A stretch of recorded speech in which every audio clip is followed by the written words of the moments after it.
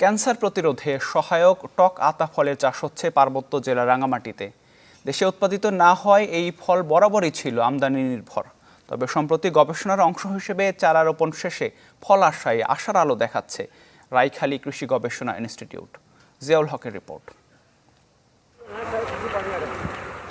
বিদেশি জাতের টক আতা গবেষণার অংশ হিসেবে এই ফলের চাষ হচ্ছে এখন রাঙামাটির রাইখালী আঞ্চলিক কৃষি গবেষণা ইনস্টিটিউটে। টক আতা মূলত দক্ষিণ আমেরিকার ফল। বিজ্ঞানীরা বলছেন ভিটামিন ও খনিজ সমৃদ্ধ টক আতার গাছের পাতা ও বাকলের রস ক্যান্সার প্রতিরোধে সহায়ক হয়। এছাড়া এই গাছের পাতার সেদ্ধ পানি নিয়মিত খেলে রক্তে মাত্রা অতিরিক্ত চিনি যেমন কমে, মুক্তি মেলে উচ্চ রক্তচাপ থেকেও। গবেষণা উপলব্ধ ফলাফল থেকে যদি আমরা একটা জাত উদ্ভাবন করতে পারি এবং সেই জাতটা যদি পাহাড়ের বিভিন্ন ফল বাগানে আমরা সম্প্রসারণ করতে পারি তাহলে এই এলাকার কৃষকগণ লাভবান হবে। ফলটির ঔষধি গুণ প্রচারের পর গাছটির বিষয়ে আগ্রহ সৃষ্টি হয়েছে স্থানীয়দের মাঝে।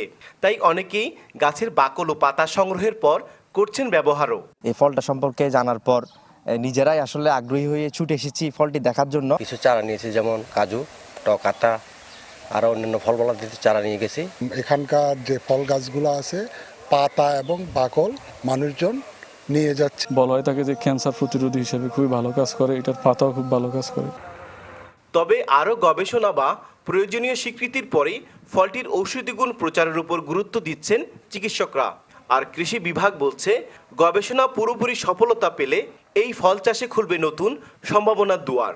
আমাদের আরও সময় নেওয়া প্রয়োজন এবং এই বিষয়ে আরও গবেষণার প্রয়োজন আছে। তারপরে আমরা বুঝতে পারবো যে আসলেই এই ফলটি ক্যান্সার প্রতিরোধে কতটুকু কার্যকর হতে পারে। টক আতাটা বাজারে যখন ওই সময়টাতে আসবে তখন আমাদের বিদেশি ফলের উপরে যে নির্ভরশীলতা সেটা হ্রাস করার জন্য এটা ভূমিকা পালন করবে।